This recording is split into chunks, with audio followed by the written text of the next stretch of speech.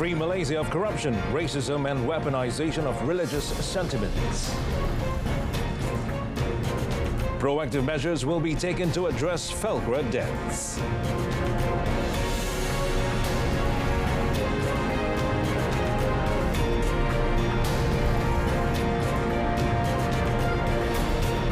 Hello and good evening. Salam Malaysia Madani. You're watching Malaysia Tonight. I'm Mohammed Amin Carlos.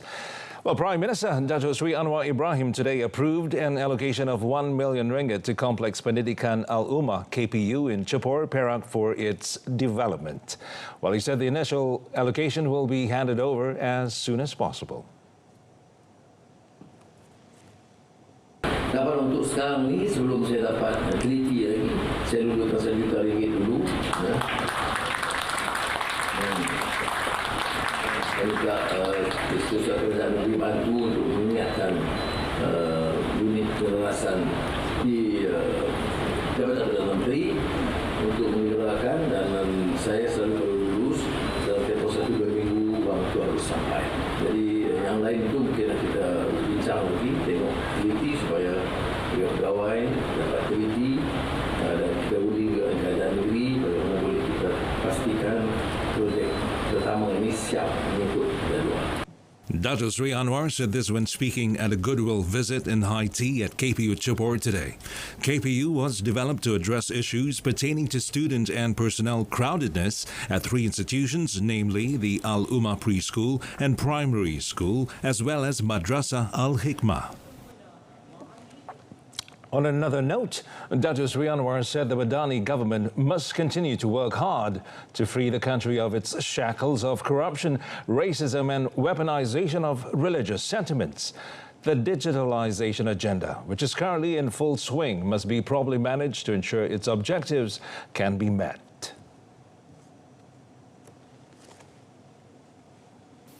Must understand that this country must protect the interests of everyone. And we cannot succeed if we waste time discussing all this. We are entering a new era, digital age. With AI, our children have got to be given the best. They have got to be given computers, good teachers. Otherwise they will be left out. And our children means our children, all races, because they are our future. And that is my appeal. We have to save this country from the greedy leaders who have been stealing the money from this country. We have to save this country from racists and religious fanatics, from all races and all religions. Well, Deputy Prime Minister Datuk Sri Dr. Ahmad Zahid Hamidi said that proactive measures will be taken to address the problems faced by Felcra Berhad and its subsidiaries due to the high debt burden. Well, Datuk Sri Dr. Ahmad Zahid, who is also the Minister of Rural and Regional Development, said a committee had been formed to study the recommendations put forward by the Public Accounts Committee, which is known as the PAC, to resolve the issue. Well, he also said he has conducted research and discussions with the Chief Executive Officer and subsidiaries under Felcra to resolve the debt problems. The discussions included finding any agency or company interested in buying a commercial development project in Jalan Semarak, Kuala Lumpur. On 26 June, the PAC made 5 recommendations to the government to monitor the high debt issue incurred by Felcra Berhad and its subsidiaries. The PAC recommended that the Ministry of Rural and Regional Development KKDW and Felcra exercise greater responsibility and strict regulation of their subsidiaries to generate profits and achieve their establishment goals. Well, Datuk Sri Dr. Ahmad Zahid said the views and recommendations made by PAC are related to the issues highlighted in the Auditor General's report, or LKAN, which was tabled in Parliament on 4th of July. He added that these recommendations will be debated in Parliament tomorrow. The Communications Ministry will review how government policies and programs are communicated to ensure that the rakyat can obtain a better understanding of current implementations. Now, its Minister Fahmi Fadil said they would review their plans and make the necessary changes, ensuring that misinformation would not occur. Tapi mungkin manifestasi penyampaian maklumat itu perlu kita ubah suai supaya komuniti di satu-satu lokasi memahami perkara itu. Sekarang ni melalui RTM, melalui penyampaian berita dan juga penyampaian maklumat rasmi itu berjalan dan agak banyak. Tapi sama ada difahami ataupun tidak, sekiranya ada keperluan untuk melakukan perubahan cara kita menyampaikan maklumat ini dalam keadaan media sosial, konten pelbagai. The minister said this in a press conference after the opening of the National Information Dissemination Centre, NADI, by Prime Minister Datuk Seri Anwar Ibrahim in Kampung Dato' Ahmad Said, Tambahan Manjoy, Ipoh. He was elaborating on the confidence of the rakyat towards the unity government after the results of the Sungai Bakar by-election in Pulau Pinang on Saturday. Well, meanwhile, Fahmi said the National Information Dissemination Centre, or NADI, will extend its programs further afield from its centre to benefit a larger segment of the community.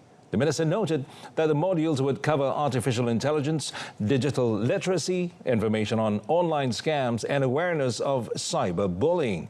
Well, he added that NADI managers have been instructed to enhance their understanding to disseminate information on current technology issues, particularly regarding scams and cyberbullying. Meanwhile, he noted that as of 30th June, 75 NADI centres are operational in Perak, with 4 new centres built under the Once Constituency, One NADI initiative. Typically, NADI benefits the community within a 3 to 5 kilometre radius of the physical centre. The Communications Ministry will collaborate with the Department of Information and the Madani community to extend the reach of NADI. Now, Fahmi said each state constituency has 3 Madani communities, so the modules from NADI will be extended to these communities to benefit more people. Well, the Royal Malaysian Customs Department seized 3.2 million sticks of contraband cigarettes of various brands estimated to be worth 2.1 million ringgit last Tuesday. Its Kelantan Director, Wan Jamal Abdul Salam Wan Long, said the cigarettes believed for markets in the northern states of the peninsula were seized from an 11-ton lorry on the Julai Greek route en route from Gua Musang. Well, further commenting on the issue, Wan Jamal mentioned that a man aged 49 was arrested but later released on bail. The case is being investigated under Section 135 of the Customs Act 1967. Wan Jamal pointed the cigarettes were among the contraband seized during an operation conducted across 17 operations in Gua Musang and Lojing Highlands between 29 June and 5 July. Among other smuggled goods included alcoholic beverages and rice. Well, 12 locals and 3 foreigners aged 30 to 49 were arrested during the operations. The State Customs Director further advised the public to help eliminate smuggling by channeling information on the illegal activities at the Customs toll-free line or the nearest Customs office.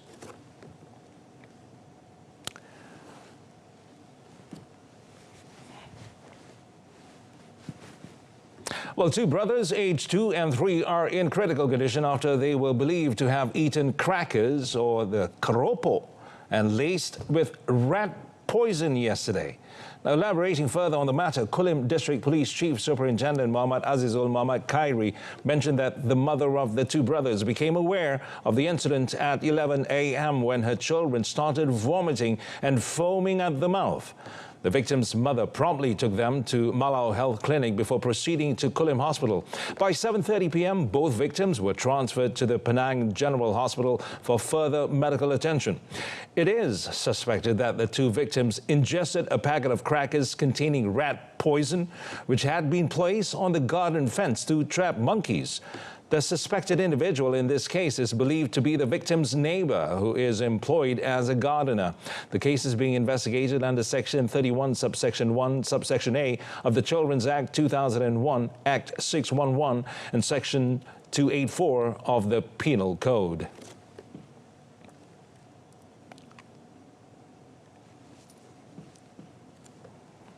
Well, College University Islam Perlis, KUIPS and Multimedia University MMU sign a Memorandum of Understanding or MOU aimed at enhancing the excellence of both institutions. Now, this MOU also aims to bolster their commitment to collaboration in academics, research activities and knowledge sharing for mutual benefit. Now, the rector of KUIPS, Professor Dr. Muhammad Rozaimi Ramli, announced that the MOU includes agreements such as facilitating students from MMU and KUIPS to pursue advanced study programs as appropriate. Additionally, both institutions agreed to facilitate industrial training opportunities for students at their respective campuses, alongside collaboration in consulting and expert services. Now, the partnership aims to foster academic development and innovation, enhancing the global reputation of both universities. Professor Dr. Muhammad Rozaimi Ramli made these remarks during the MOU signing ceremony between KUIPS and MMU, witnessed by the region of Perlis, Tuanku Said Faizuddin Putra Jamalul Ail. On another note, MMU contributed to the success of the Embracing Nature project in Perlis, with 80 students and 25 staff members participating. Well, now, this project is aimed to complete murals at the Royal Transformation projects of the colourful fishing village in Seberang Ramai, Kuala Perlis. Well, 10 crew members, including the captain of cargo ship MV Kumjin, survived after the vessel sank 2.1 nautical miles west of Tanjung Ru, Sepang this morning. And Selangor Malaysian Maritime Enforcement Agency MMEA Director, Maritime Captain Abdul Muhaimin Muhammad Saleh, said information regarding the incident was received by MMEA through a call informing that a cargo ship had sprang a severe leak in the front of the ballast tank. Now, Maritime Captain Abdul Muhaimin said in the incident at 3:35 a.m., 10 crew members, including the ship's captain, were trying to move the lifeboat due to the major leak. And following that, MMEA mobilized its Perkasa 36 boat to the location despite the bad weather. Upon arriving at the location, the MMEA team found that MV Kumjin was in an unstable condition. The Selangor MMEA director said MMEA members helped to transfer all the victims onto Perkasa boat 36 before taking them to Pulau Indah Marine Police Base jetty for further action and health checks. He said from an inspection of the identity documents, the captain of the ship, who is an Indonesian citizen, and the other crew members, who are Indonesian and Myanmar citizens, are all carrying valid identity documents and permits. Well, the visit by His Majesty Sultan Ibrahim to Brunei to personally present the instruments of royal invitation for the installation of His Majesty as the 17th King of Malaysia this 20th July to Brunei's Sultan Hassan Al Bolkiah underscores the close relationship between the neighbouring countries. Well, Istana Negara Grand Chamberlain Dato' Azwan Effendi Zairath Kithnaini said Sultan Ibrahim's visit to Istana Nurul Iman in Bandar Seri Begawan on 25th June portrayed the unique and strong bond forged between the heads of state. Now, Dato' Azwan Effendi, who accompanied His Majesty on the visit, described the meeting as beautiful and special, which was conducted in a cozy atmosphere. Well, he said during the meeting, the Sultan of Brunei expressed gratefulness and delight over Sultan Ibrahim's visit, adding that the Brunei ruler stated the intention to attend the ceremony even though he would be occupied with various programs as Brunei celebrates His Majesty's 78th birthday on 15 July. Now, on the instrument of royal invitation, the Istana Negara Grand Chamberlain said it was specially made from goat skin and presented to Malay rulers and Yang di-Pertuan Negeri, as well as foreign royalties, requesting them to grace the installation ceremony, which is the traditional practice.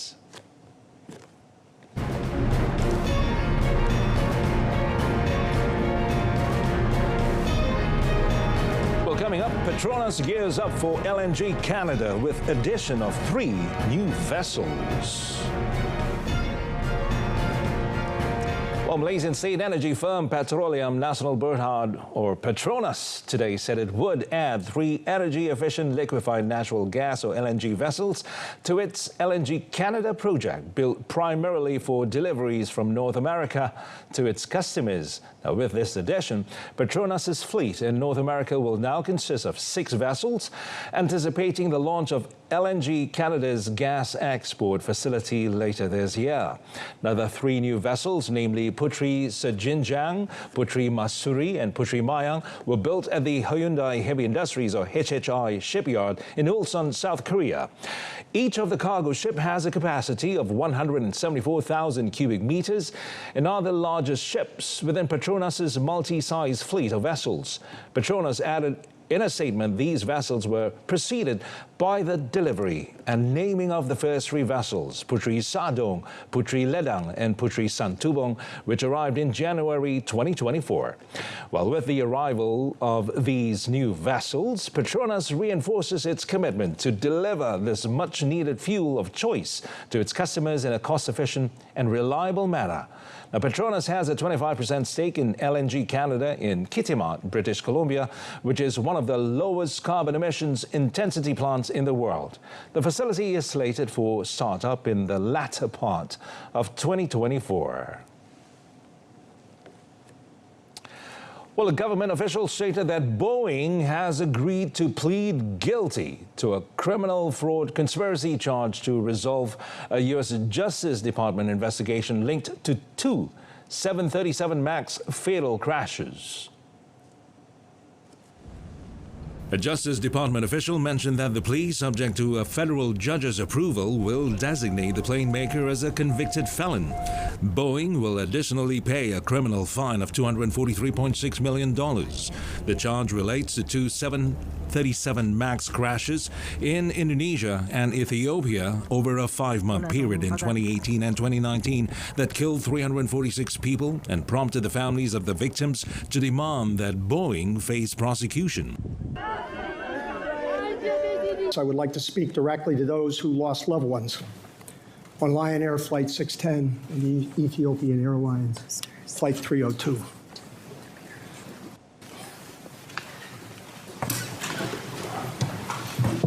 I would like to apologize on behalf of all of our Boeing associates spread throughout the world, past and present, for your losses. They're gut-wrenching. And I apologize for the grief that we have caused. And I want you to know we are totally committed in their memory to work and focus on safety for as long as we're employed by Boeing. So again, I'm sorry. A guilty plea potentially threatens the company's ability to secure lucrative government contracts with the likes of the U.S. Defense Department and NASA, although it could seek waivers. Well, the industrial sector is encouraged to use high-efficiency electric motors to optimize electricity use, providing savings for industry players. Now, the Energy Commission's, or ST's, Energy Efficiency and Conservation Unit Deputy Director Zulkifli Umar said that based on previous studies, most electric motors entering Malaysia do not meet the required minimum level of electrical efficiency. Well, Zulkifli said the Commission also plans to continue the sustainability achieved via energy efficiency, or SAVE, known as SAVE, SAVE 4.0 program in 2025, though it is still in the application process. Well, regarding the practice of using electricity for domestic consumers, well, ST's Promotions and External Relations Unit Deputy Director Veliana Ruslan said the public can practice prudent electricity use. Now, Veliana mentioned that practices such as turning off lights, modems, electrical items and air conditioners when not in use, as well as cleaning electrical items like dusty fans, can increase electrical efficiency and provide consumers with up to 10% savings. Regarding the Energy Efficiency and Conservation Bill 2023, which was passed in the Dewan Rakyat on 25th June, Zulkifli said the bill aims to promote and regulate the use of energy efficiently and effectively and comprehensively in Malaysia. Well, Samsung Electronics workers in South Korea braved the rain today to chant slogans and raise their fists in unison as they kicked off a 3-day strike demanding for better pay. Well, the National Samsung Electronics Union, or NSEU, whose roughly 30,000 members make up over 24% of the firm's South Korean workforce, also wants an extra day of annual leave for unionized workers. The union flagged further action against the country's biggest conglomerate should demands not be met. Now, while the union, which did not disclose last month's participation, said 6,540 workers are striking this week, analysts have said that low participation and automated production means the strike is unlikely to have a major impact on the company's output. Now, the union conducted its first industrial action last month, coordinating annual leave to effectively stage a mass walkout. Samsung has said the action had no impact on business activity, while the company also declined to comment on today's strike. Chinese President Xi Jinping met with Hungarian Prime Minister Viktor Orban today, calling for continued enrichment of the China-Hungary all-weather comprehensive strategic partnership for the new era. Now, noting that China and Hungary announced to elevate bilateral relations to an all-weather comprehensive strategic partnership for the new era 2 months ago when he paid a state visit to Hungary, well, Xi said he gives new historical significance to the 75th anniversary of the establishment of diplomatic ties between the two countries. He also said the announcements further injects strong impetus into the high-level development of China-Hungary relations. Now, Xi said the two sides should maintain high-level exchanges in various fields, promote high-quality belt and road cooperation, and continue to enrich the connotation of bilateral relations to better benefit the people. Well, the Chinese president further congratulated Hungary on taking over the rotating presidency of the Council of the European Union, the EU, and said there is no geopolitical conflict or fundamental conflict of interest between China and the EU. Orban, meanwhile, said over the past 2 months, the two sides have earnestly implemented the important outcomes of Xi's visit to Hungary, strengthened friendship and mutual trust, and laid a solid foundation for the future development of Hungary-China relations. Well, moving on, German business representatives are urging the new British government to prioritize significant investments, emphasizing that the UK currently faces an investment backlog. The Bernd Essenstide from the German industry UK lobby group told German news agency DPA that he hopes Prime Minister Keir Starmer's new Labour government would expand infrastructure, improve education and reduce bureaucracy. Essenstide emphasized the need for better school education and long-term dual vocational training, noting a severe shortage of skilled workers, especially in the engineering sector. Well, he called for a modern, long-term national economic strategy for urgently needed investments, which includes unlocking innovation, increased digital acceptance, automation, and artificial intelligence. And according to a survey conducted by the German-British Chamber of Industry and Commerce, or AHK, the shortage of skilled workers is one of the biggest challenges facing German companies in the UK. Ulrich Hopper, who heads the AHK in London, pointed out a significant investment backlog and is urging the new government to prioritize investments. He pointed out a noticeable decline in the UK's economic power since leaving the EU and expressed concern that despite recent slight economic growth, per capita income remains stagnant.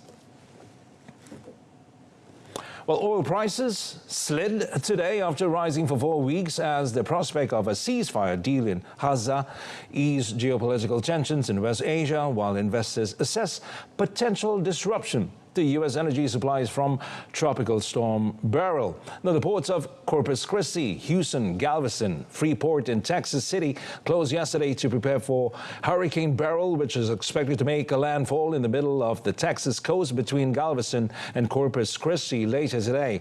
Now, port closures could bring a temporary halt to crude and liquefied natural gas exports, oil shipments to refineries, and motor fuel deliveries from those plants. IG analyst Tony company Sycamore, based in Sydney, said there is also a good chance of U.S. data showing another large weekly draw in U.S. oil inventories amid peak driving season, which will be supportive for oil prices. The number of operating oil rigs in the U.S. were unchanged at 479 last week, holding at its lowest since December 2021. And oil prices were also supported last week by hopes of interest rate cuts, following U.S. data on Friday that showed inflation is easing and job growing slowly. Low interest rates can boost economic activity and increase crude oil demand.